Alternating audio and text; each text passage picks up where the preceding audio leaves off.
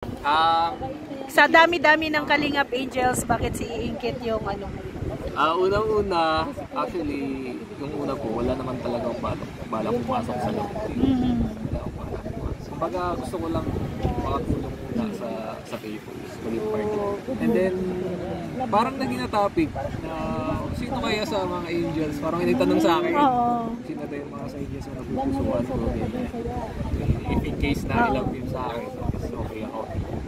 Then, doon parang nabigyan ako ng idea, parang pumasok sa isip ko na what if na na pumasok sa love team. And isa sa naging kung bakit consider ko the angels po is si Ingkit. Ingkit talaga. Kasi nakita ko po yung need din ni Ingkit and yung need niya na mapabahayan talaga. Kasi ano siya hindi siya batch 2 po, di ba? Batch 1 siya. Batch 1, oo, sa batch 1. Ay, hindi, batch 2 na siya. Pero ano kasi yung pag-vlog batch sa 2, oo. So, gusto kong makatulong sa kanya. So, ayun. And then, isa din sa nakita ko sa kanya is Christian siya. Itakot sa iyo. Sobrang bait niya. Nakikita ko naman sa mga kahit sa past love team na meron siya and sa mga vlog niya is napakano talaga niya, napakasipag. At deserve niya talaga matulungan. So, ako, sa pamamagitan naman nun na tambalan namin, yun, thankful ako kasi sa pamamagitan nakakatulong sa kanya. Who knows, di ba? Na pagdating ng panahon, yung love team is maging totoo. Maging totoo. Ay, grabe. ano na din, parang ano na din yung mind mo na hopefully. Yung ni Lord is ayun. Pero tanong ko, nasa kay Ingkit na ba ang hinahanap mo sa isang babae? Ganito gaya nga sa mga interview ko din lagi ko sinasabi, gusto ko sa isang babae is get feeling. Get feeling sick. Kasi alam ko kayo, ano din kayo Christian talaga kayo, di ba? Si papa mo, pastor, di ba? Sana so, isa dyan si Ingkit ay, di ba? Isa yan sa personality ni Ingkit. Tapos mabait siyang anak. Nakita ko naman sa mga shoot namin. Mabait talaga siya. Matulungin, masipag. So makikita ko naman sa closeness nila ng family nila. Kasi nakikita ko na din si Ingkit namimit na din namin.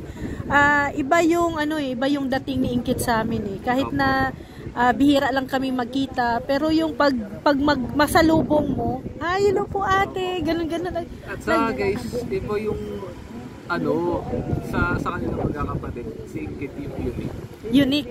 Paano naging unique? Although magkakamukha sila, magkakahawig sila. Kasi, di ba nung ribbon cutting ng birthday, ng bahay ni Beyonce nandoon yung kapatid niya. Di ba sinama niya? Pero wala po ako doon. Ay, wala ka. Kasi mayroon pong anniversary sa kasabay. Unique nga si Ingkit. Unang-una, si Ingkit. Kasi yung height, siya ang pinakamatangkad sa kanila. Siya yung pinakaputi. Maputi. Saka, siguro mabait naman talaga yung mga kapatid niya, pero iba kasi yung charm ni Ingkit. Iba. Kaitaan ko talaga siya. Likeable siya. Na gusto si Ingkit. Once na nakita niyo personal, na-meet niyo siya personal, iba siya sa, although mabait na siya sa camera. In real life. Syempre mabait. Tayo naman kasi lalo na nakakasama natin, 'di ba, nakakausap. Tayo yung nakakaramdam, 'di ba? 'Di ba syempre yung sense baga natin, 'di ba, na talaga 'yan. Nagwo-work talaga 'yan pag natin. Masi-sense naman natin kung mabait yung tao or hindi, 'di ba?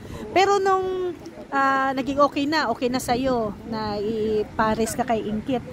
Paano naman si Ingkit? Paano ba siya na-approach? 'Di ba? Kasi kung hindi naman 'di ba, na sila ni David na una. Tapos paano ba na-approach si Ingkit o napapayag na ikaw ang magiging ka-love team niya? Actually, before po kami maging love team, nag-meet na po pala kami ng Ingkit before. Matagal-tagal na kasi si Kuya Alvin po, di ba, yung naka-scout sa kanya, Kalingap Alvin. During po nung dedication ng anak ni Kalingap Alvin, is nandun po ako and then nandun din siya. So, yun yung first time na nag-meet kami ni Ingkit. Kaya familiar na po kami sa isa't isa. So, siguro, dahil kilala niya na ako, and alam niya din na Christian ako, alam ko sa Boston. O kaya siguro pumayag siya. Hindi ko alam yung past sa kanya, yung past niya about sa love team. Pero yun yung wino-work ko ngayon. If sakaling nasa stage siya ng healing, gusto ko makatulong sa kanya sa mamamagitan ng simpleng efforts na pwede natin maibigay sa kanya. During abang nandun tayo sa love team ng Boston. So, syempre ito simula pa lang ng love team ninyo, medyo hindi pa masyadong kilala, hindi pa masyadong ano. So paano ba i-work out ni Pong ang pagiging yung inyong love team ninyo ni Ingkit? Syempre, di ba? Hindi katulad nila Edo, katulad nila Dan, katulad nila Jomar na, di ba? Kita naman natin yung kanilang ginagawa, di ba? So si Pong ba, paano ba? Siguro sa mga viewers na nag-antay, kung nag-chat din kasi sa akin, ano daw yung update. Pero ako, guys, ayaw kong biglain. Ayaw kong biglain yung love team. Gusto ko may progress yan, step by step. Kikilalanin natin si Ingkit, kikilalanin niya ako. And kung ano yung plano talaga ni Lord para sa amin, yun ang mayari. Kung baga hinay-hinay lang, no? Ayaw ko siyang biglain. Process pa din. So, ayun. Pero gusto ko sa abot ng aking makakaya yung the best din na pwede kong magawa sa kanya. Yun yung effort para kay Ingkit. Ano bang ano namin, maaasahan namin ngayon sa Ingkit?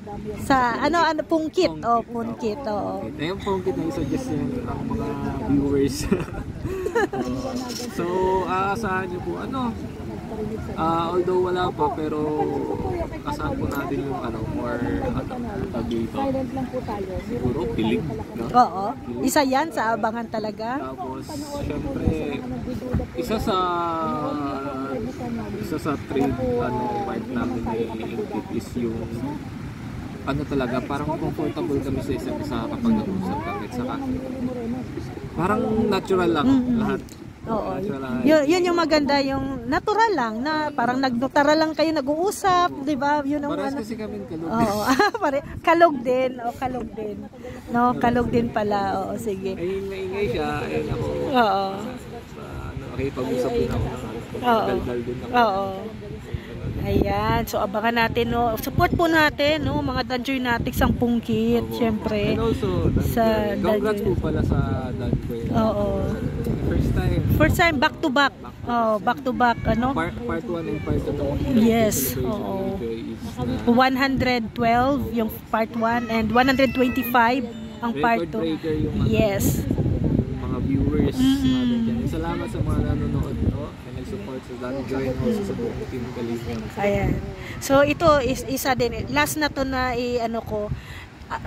Kumusta naman kumusta naman ang Edmar? Siyempre ikaw ay si Edward, 'di ba? Sa inyo nag-stay, 'di ba? Siyempre ikaw ang nakakakilala kay Edward. So kumusta ba yung dalawa? Kasi siyempre minsan bihira na mabablog, makikita. So may mga nagsasabi din na may Edmar pa ba? Sabi ko meron pa, pero hintay lang, no? Actually guys, nung nakaraang araw lang nag-shoot na po ang Edmar. Ayaw ko pong expose, ayaw ko sabihin. Abangan na lang. Merong kaabang-abang na. Wow! My God! Promise. Oy, may kakaabang-abang daw. Kaganapan sa Edmar. Ni Edmar. Ni Marian, oo. So, feeling ko actually ganda po ng vlog namin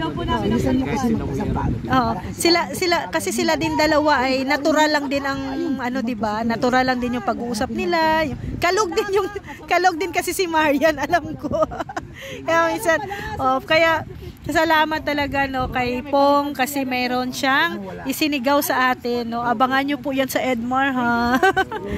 Tuloy-tuloy po yung Edmar. Basta iba kasi parang hindi na siya basta love team. Ay, grabe. Yun na. Basta abangan nila sa channel ni Kalinga Prab. Kung ano yung mga kaganapan, ano yung nangyari sa vlog. Oo. may sisiwalat. Oo. Kaya support nyo din po ang Edmar. Siyempre Pungkit, di ba? Marami na tayong mga love team dito sa Kalingap, no, na dapat din pong suportahan. Kaya maraming salamat at maingay na ang mga katabi natin, no. Maingay na. Ayan, no. Maingay na. Oh, thank you po. God bless ayo po. Abangan ninyo.